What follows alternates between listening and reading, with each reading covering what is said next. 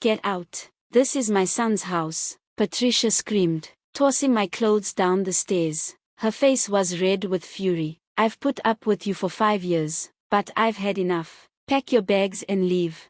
I stood at the bottom of the stairs, calm and quiet. My soft cashmere sweater, Michael's Christmas gift, landed at my feet, followed by my favorite pair of jeans.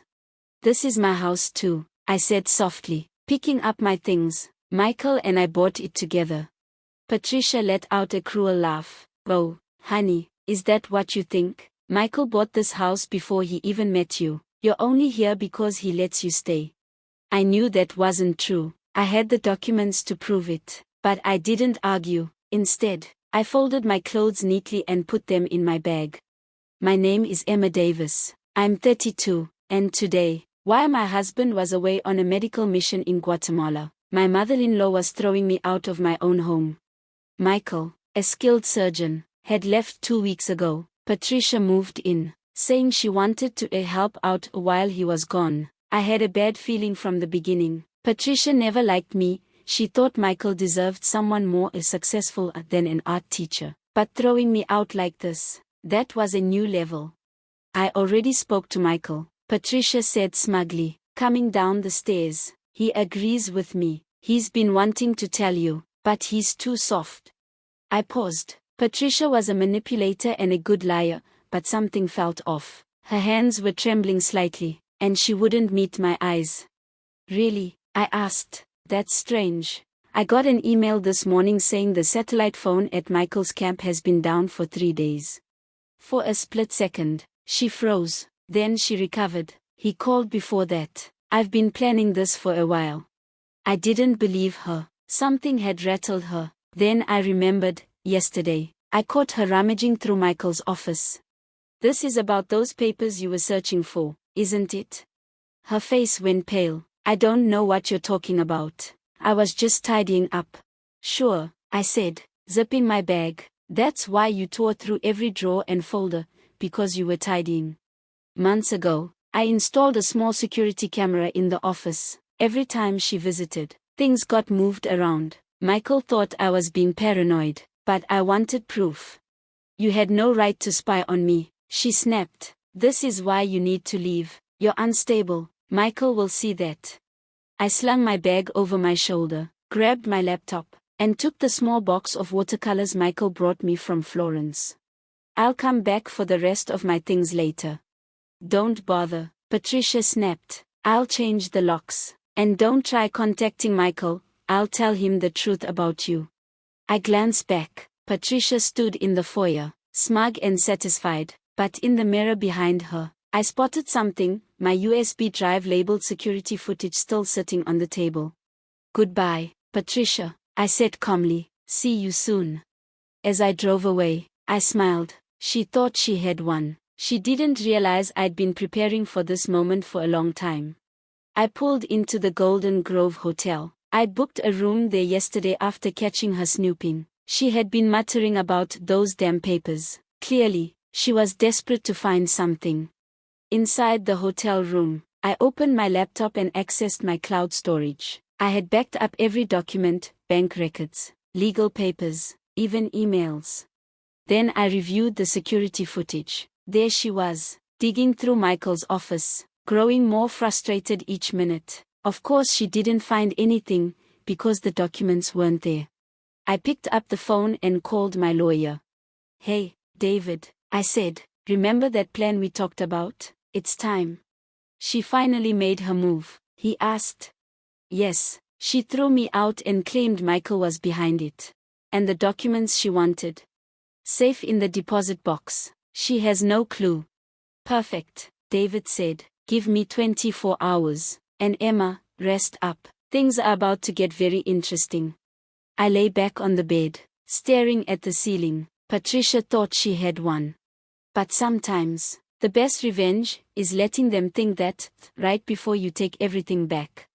The next morning, I woke up to 17 missed calls and a flurry of frantic texts from Patricia. The last one made me smile. The USB drive is missing. What did you do with it? I didn't respond. Instead, I grabbed my bag and headed to a nearby cafe to meet Sarah, Michael's sister. Unlike her mother, Sarah had always seen through Patricia's lies. When I told her what happened, her eyes widened. She kicked you out? Seriously, that's insane, even for Mom. What was she looking for in Michael's office? I stirred my coffee slowly. I think she finally figured out the truth about the trust. Sarah leaned in. Wait, you mean the trust? I nodded. The one Grandma Rose set up for Michael. The one your mom's been trying to get her hands on for years. 5 years ago, on my wedding day, Michael's grandmother had pulled me aside. She told me about the trust, nearly $2 million reserved for Michael's future. But more importantly, she warned me about Patricia.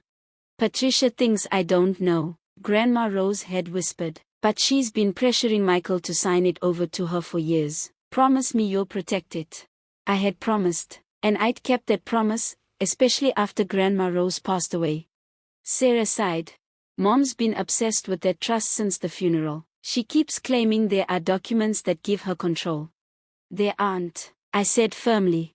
I was there when Grandma revised it. She made me co-trustee with Michael. Patricia can't touch a cent. Sarah grinned. Now I see why she hates you. But why the sudden urgency?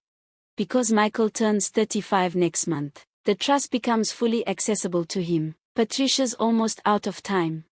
I pulled out my phone and showed her the security footage of Patricia rifling through Michael's office, panic written all over her face. Sarah shook her head. She's going to tell Michael you were spying on her, you know. Let her, I said. I've got signed emails from Michael and the insurance company approving the cameras. Remember the break-in last year? Sarah laughed, impressed. You really think of everything, don't you? I have to. Your mom's been trying to push me out since day one. Just then, another message from Patricia lit up my phone. I've spoken to a lawyer. You had no right to install those security cameras. I rolled my eyes. She still didn't get it. I wasn't just prepared, I was 10 steps ahead. Remove them immediately. I showed the message to Sarah. She rolled her eyes. Classic Mom, always bluffing. So, what's your next move? I smiled. Actually, I need your help. How's your acting? 2 hours later, Sarah stood on Patricia's doorstep while I waited in the car, listening through a phone link. Sarah, Patricia's voice oozed surprise. What are you doing here? Mom, what did you do? Sarah's tone was sharp. Emma called me in tears. She said you kicked her out. I had to, Patricia replied sweetly. She's been acting strange, installing cameras, snooping through Michael's things. I'm worried about her mental health. Really? Sarah said coolly. Because I spoke to Michael yesterday. His satellite phone's working again. He was confused why Emma wasn't picking up. Silence. That's impossible, Patricia muttered. The phone's been down. Nope. Fixed 3 days ago. Mom, why were you in Michael's office? I wasn't. Emma's lying. She has no proof. She has video, Sarah replied. Mom, what were you looking for? A long pause, then Patricia's voice turned cold. She has no right to control your brother's trust. I'm his mother, I know what's best for him. The trust? Sarah asked, acting shocked. What trust? Don't play dumb. The one Grandma left for Michael. $2 million, and that art teacher controls half of it. Wait, Sarah said, how do you even know how much is in the trust? That information isn't public. Patricia hesitated. I just assumed. You went through Grandma's documents, didn't you? Is that why you were digging through Michael's office? Get out, Patricia snapped. You and Emma are always accusing me. Get out. It's not your house, Mom, Sarah said evenly. And by the way, I recorded everything. The door slammed. A minute later, Sarah slid into the passenger seat, grinning. Got it all, she said, waving her phone. I uploaded the audio, along with the security footage and trust documents Patricia was so desperate to find. What now? She asked. Now we wait, I said. She'll panic. She'll probably tell Michael I'm cheating or stealing, maybe even forge a few documents. And you're just going to let her? I thought of the years I'd spent gathering proof, every lie, every threat, every shady move. Sometimes, I said, You let people bury themselves. And over the next 3 weeks, that's exactly what Patricia did. She lashed out, posting online about her unstable daughter-in-law, emailing Michael's colleagues, even hiring a PI to tail me. What she didn't know was every move only strengthened my case. Then, 1 week before Michael's return, she slipped up, badly. My phone rang early that morning. It was David. She did it, he said. Patricia submitted forged documents to the trust administrator. I sat up, wide awake. Let me guess, Grandma's signature. Better, she faked Michael's, claiming he transferred control to her before leaving for Guatemala. But she forgot, trust changes require in-person verification. I smiled. Perfect, let's end this. 3 hours later, I entered David's office. Patricia was already there with her lawyer, looking smug, until Sarah walked in behind me. What's going on? Patricia snapped. I came to talk about the trust, not for a family ambush. Oh, it's definitely about family, I said, opening my laptop. Specifically, how you tried to rob your own son. Careful, her lawyer warned. That's a serious accusation. It's not an accusation, David said, distributing folders. It's evidence. 5 years' worth, from unauthorized access to forged signatures submitted this morning. Patricia flipped through the documents, her face draining of color. These are lies. Really, I said, hitting play on my laptop. Her voice echoed through the room. That little gold digger has no right to control your brother's trust. I'm his mother.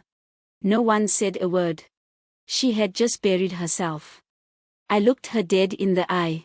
That's your voice, confessing everything to Sarah, along with security footage of you rifling through Michael's office, your threatening emails to me, and, of course, the forged documents you submitted. Patricia's face strained. She turned to her lawyer, panicked. They can't use those recordings. I didn't give permission. David stepped in. In this state, only one-party consent is needed, and as outlined on page 12 of the packet, you signed off on the security cameras 3 months ago. Patricia's hands trembled. What do you want? She whispered. I met her gaze. Steady. 3 things. First, you'll remove your name from all of Michael's financial accounts. Second, you'll sign a legal agreement stating you will never interfere with the trust again. And third, I paused, letting the silence settle. You'll tell Michael the truth when he gets back. All of it. Her voice was barely audible. And if I don't? That's when Sarah spoke, calm, clear. Then we go to the police. Mom, fraud, forgery, everything. Patricia's eyes filled with tears, real ones. For once. You'd send your own mother to jail. Sarah didn't flinch. You tried to steal $2 million from your own son. What did you think was going to happen?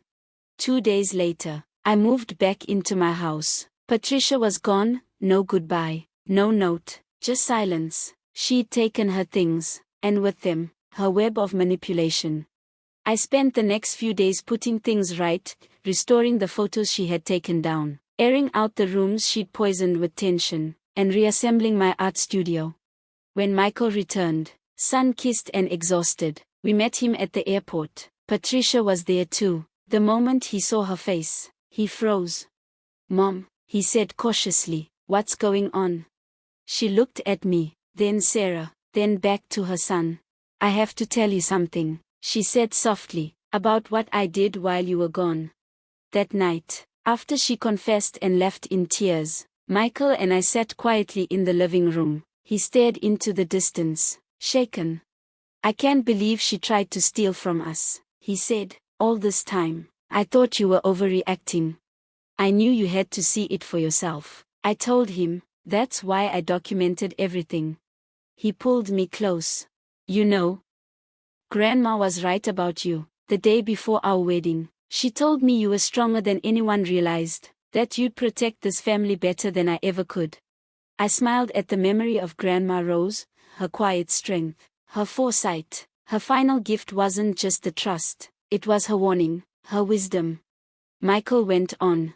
She said something else, too, that the strongest people don't always fight back right away. They wait, they watch, and then they win. I thought about Patricia's face when it all came crashing down, when she realized she'd lost everything. Your grandmother was a wise woman, I said. Michael kissed my forehead. And so is my wife. Looking around our home, peaceful, whole again, I felt a sense of victory, not loud or boastful, but deep and certain. Patricia had underestimated me. She thought I was quiet, easy to control. She'll never make that mistake again. Because now she knows.